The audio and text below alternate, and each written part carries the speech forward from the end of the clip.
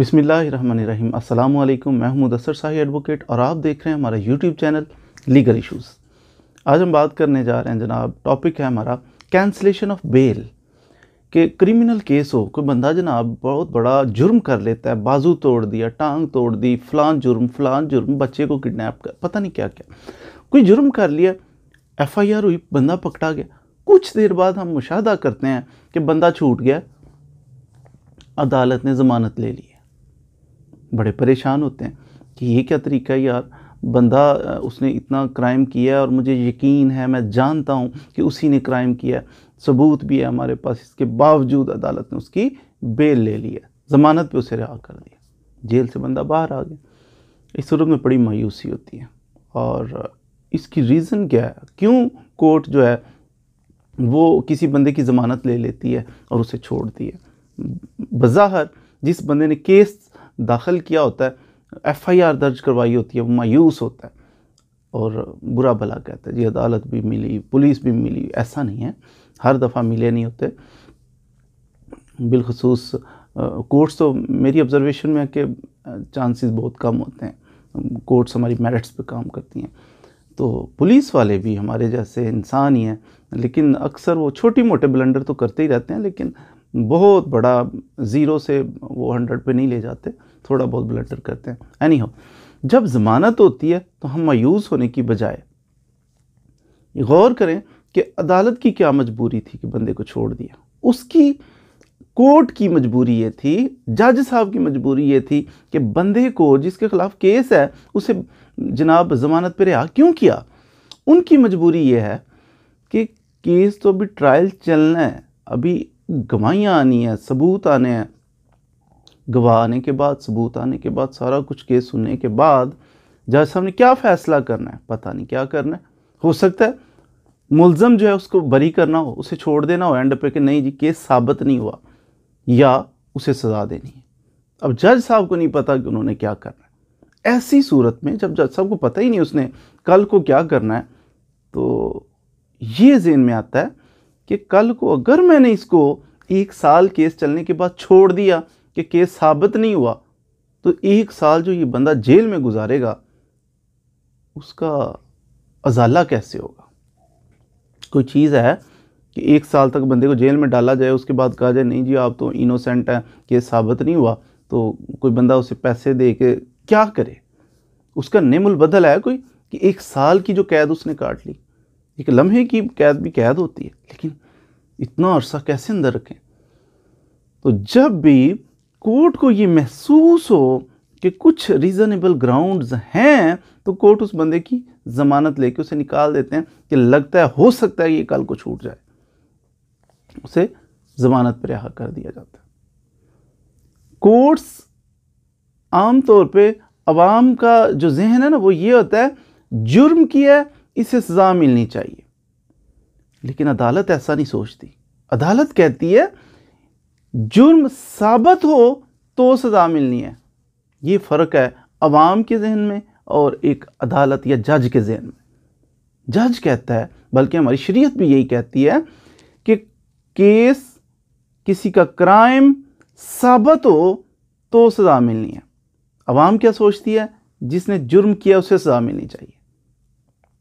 तो ये फ़र्क है, जुर्म किया तो उसे सज़ा नहीं, जुर्म किया और साबित नहीं हुआ तो फिर अदालत कैसे सज़ा दे। साबित नहीं हो रहा, और क्यों साबित नहीं हो रहा तो सज़ा कोर्ट नहीं देती, इसलिए कि ये है कि इस्लाम में भी है, तालीमात है कि 10 गुनहगार को छोड़ दो लेकिन एक बेगुनाह को अंदर ना करना।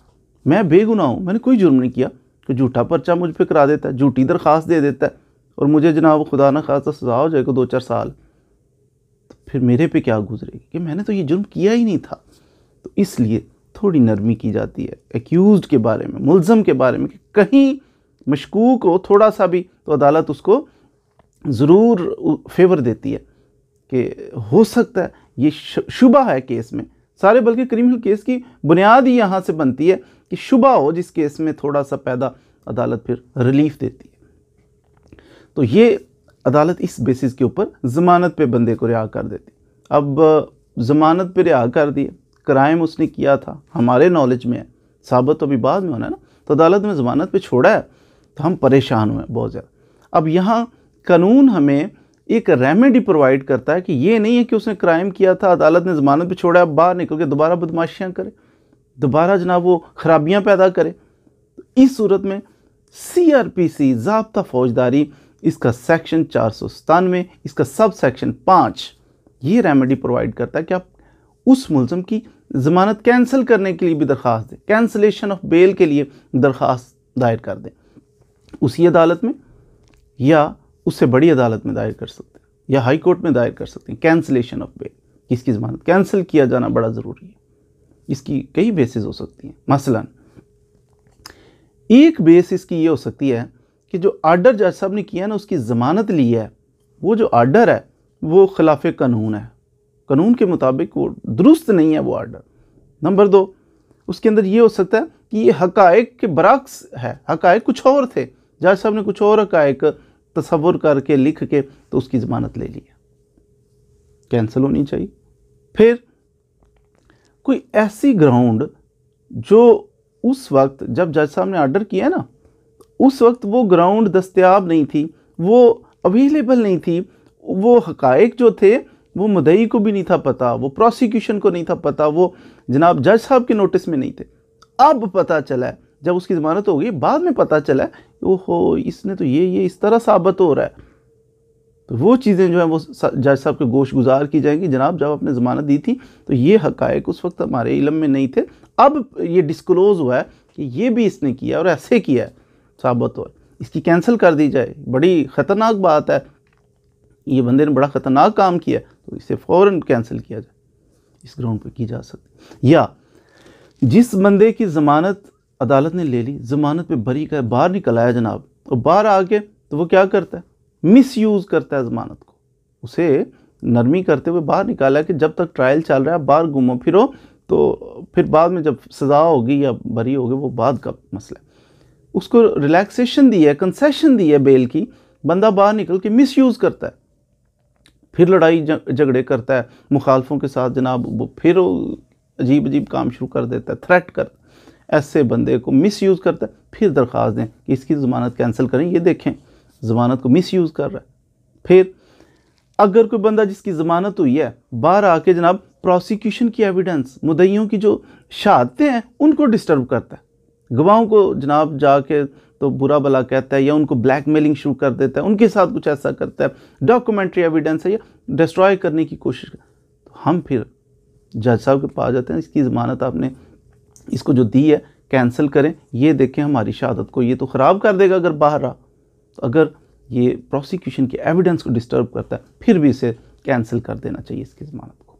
फिर ये धमकियाँ एक्सटेंड करता है, ये थ्रेट्स एक्सटेंड करता है दूसरी पार्टी को, फिर भी इसको अंदर कर देना चाहिए। कोई बंदा पेश नहीं हो रहा, मुलज़म था, उसका काम है, ज़मानत हो गई है, तो अब हर डेट पे उसने पेश होना होता है, नहीं पेश हो रहा, गायब होने के चक्कर में, ऐसी सूरत में भी उसकी ज़मानत कैंसिल की जा सकती है। लेकिन ज़मानत जो है ना, ये कैंसिल करने के लिए बड़ी एक्सेप्शनल ग्राउंड होनी चाहिए। ये नहीं है कि फ़ौरन एक दफ़ा ज़मानत दे दी तो दे दी, फिर ये जो मैंने अर्ज़ किया ना, ये बड़ी सॉलिड ग्राउंड्स हों तो फिर कोर्ट रिकॉल करेगी अपने आर्डर को या उसकी ज़मानत कैंसिल करेगी। नॉर्मल सर्कमस्टांसिस में नहीं करेगी। जब ये साबित हो रहा हो कि मिस यूज़ कर रहा है, प्रोसिक्यूशन की एविडेंस को ख़राब कर रहा है वगैरह वगैरह जो मैंने अर्ज़ किया, तो फिर उसको कैंसिल किया जा सकता है। याद रखें कि ग्राउंड्स, मसलन जब कोई उसकी फ़र्स्ट टाइम उसने अप्लाई की जनाब बेल, उस दौरान आर्गूमेंट्स करते हैं, उसके वकील साहब कहते हैं ये ग्राउंड्स हैं जनाब, इसकी ज़मानत होनी चाहिए। दूसरे वकील साहब कहते हैं नहीं होनी चाहिए इसकी ज़मानत, ये देख इस वजह से नहीं होनी चाहिए। अब ये जो ग्राउंड्स हैं जो होनी चाहिए नहीं होनी चाहिए, कैंसलेशन की ग्राउंड इससे अलग होनी चाहिए।